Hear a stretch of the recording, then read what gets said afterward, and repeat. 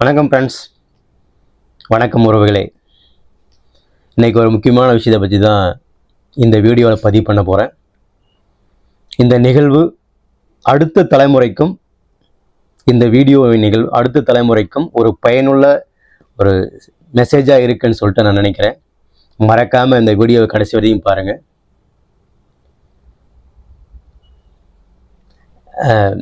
எதை பற்றி பேச போகிறோன்னா, காற்று மாசு, ஏர் பொல்யூஷன். ஏன் காற்றை பற்றி பேசுகிறோன்னா, நீர் இல்லாமல் வாழ முடியும், உணவு இல்லாமல் வாழ முடியும், இருப்பிடம் இல்லாமல் கூட வாழ முடியும். ஆனால் காற்றின்றி வாழறது ரொம்ப கஷ்டம்.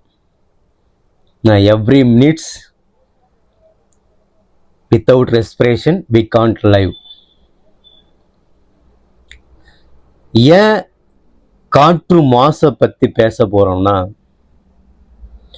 கடந்த சில வருடங்களாகவே இந்தியா வந்து பார்த்தீங்கன்னா ஒரு மேஜர் கான்ட்ரிபியூட்டராக இருக்குது. எதுக்கு? ஏர் மாசுல, ஏர் பொல்யூஷன் மாசுல. 2023 நாம் 3rd பிளேஸில் இருந்தோம், இப்போ 5th பிளேஸில் இருக்கோம். As per the WHO report, 138 நாடுகள் இந்த ஏர் பொல்யூஷனால பாதிக்கப்பட்ட நாடுகள் என்று ஏர் இவங்க தான் வந்து ரிப்போர்ட், சுவிட்சர்லாந்து நாட்டை சேர்ந்த ஒரு நிறுவனம் வந்து ரிப்போர்ட் கொடுத்துருக்காங்க. WHO வந்து as per WHO guideline PM particulate matter in 2.5% தான் இருக்கணும் per the cubic metre, microgram per cubic metre. But இந்த 138 நாடுகள் பல மடங்கு இந்த ஆவரேஜ் லெவல்ல இருந்து பல மடங்கு மாசு அடைஞ்சிருக்காங்க. அதில் இந்தியா 5வது இடத்துல இருக்கும். நிர்ணயிக்கப்பட்ட 0 to 5 microgram per cubic metre நிர்ணயிக்கப்பட்டது, ஆஸ்பத்திரி WHO படி நிர்ணயிக்கப்பட்டது. நம்ம லெவல் என்னன்னா 50.6 மைக்ரோகிராம் பெர் கியூபிக் மீட்டர். இதுதான் நம்முடைய present situation of air pollution index. First place South ஆப்பிரிக்காவில் ஷார்ட் என்ற ஒரு சிட்டி. 2nd பிளேஸ் பங்களாதேஷ், எல்லாருக்கும் தெரியும்னா மோஸ்ட் நிறைய பொல்யூஷன் ஏற்படுது அவங்க தான். 3rd place Pakistan. 4th place பார்த்தீங்கன்னா காங்கோ. 5th பிளேஸ் நம்ம இந்தியாவில் 74 சிட்டிஸ் வந்து பார்த்தீங்கன்னா ஏர் பொல்யூஷனில் அபவ் த லிமிட், WHO நிர்ணயிக்கப்பட்ட அளவை விட அதிகம் காற்று மாசடைந்த பகுதிகளாக நம்ம இருக்கோம். ஸோ இது நாளுக்கு நாள் இன்க்ரீஸ் ஆகிடுது பிகாஸ் ஆஃப் தி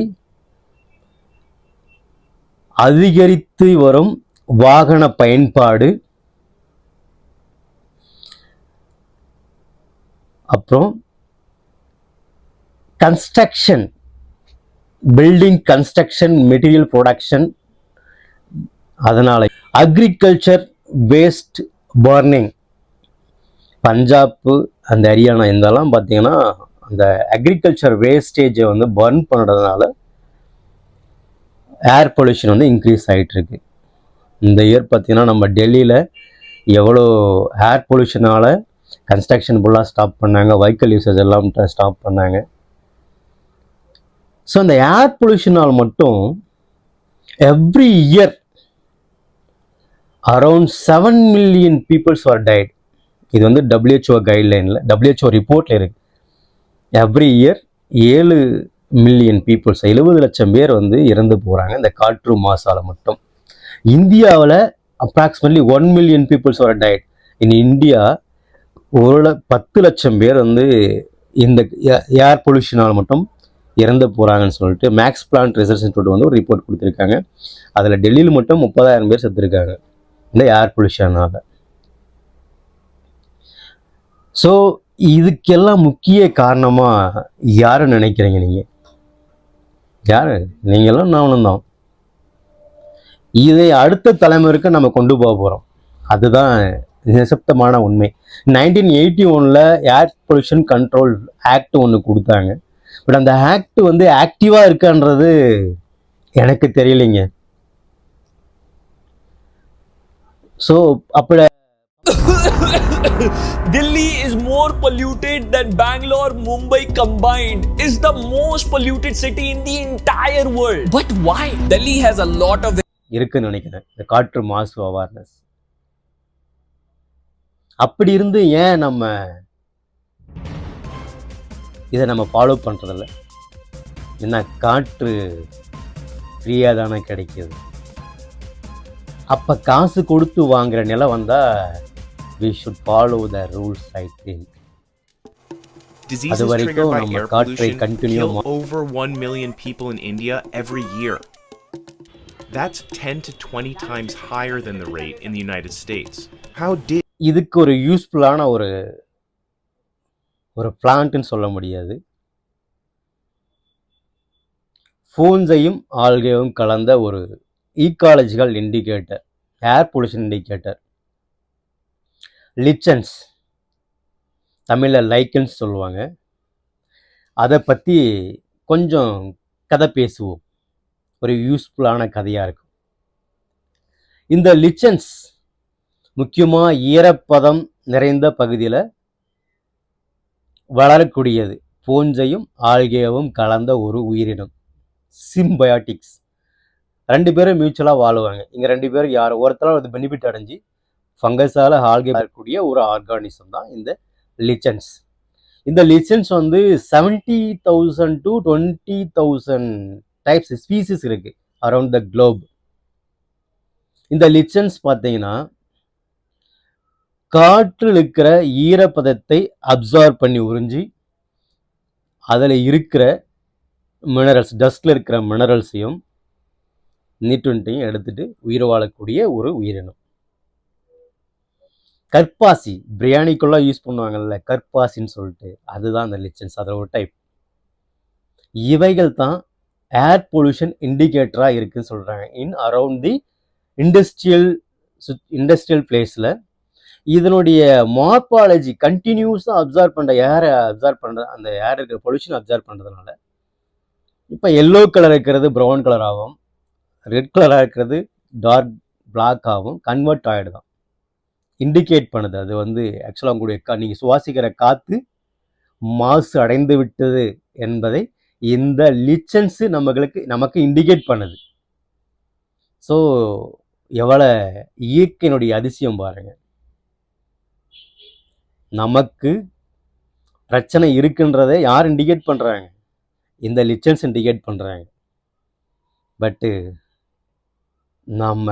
நம்ம சொன்னாலே கேட்க மாட்டோம். இத்தனுண்டு தாவரம் சொல்வதை கேட்க போகிறோம்.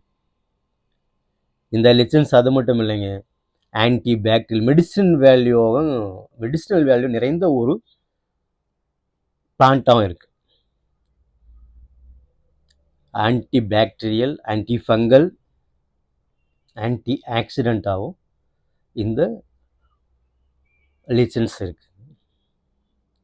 இவைகள் பார்த்தீங்கன்னா growing in rocks, growing in trees, growing in tree barks, growing in leaf surface and woods, dead woods, இறந்து போன மரக்கட்டைகள் மேலே உயிர் வாழும். ஸோ இன்று இந்த வீடியோ உங்களுக்கு பிடிச்சிருந்தா மறக்காமல் லைக் பண்ணுங்கள். ஏதாவது குறைகள் இருந்தால் கமெண்ட் பண்ணுங்கள். அதையும் முடிந்த அளவுக்கு அடுத்த தலைமுறைக்கு ஒரு சுத்தமான காற்றை சுவாசிக்க வழிவகுக்க ஏதாவது வழி இருந்தால் சொல்லுங்கள். யாருடைய காதலாவது போய் கேட்கட்டும். இதை மாற்ற முடியும்னா உங்களால் முடியும். இந்த சூழ்நிலையை பாதுகாக்க உங்களாலும் முடியும். நீங்களும் உறுதுணையாக இருங்கள். அடுத்த தலைமுறைக்கு சுத்தமான காற்றை நாம் கொண்டு சேர்ப்போம். நன்றி. இயற்கையை காப்போம், இயற்கையை நேசிப்போம். ஜெய் ஹிந்த்.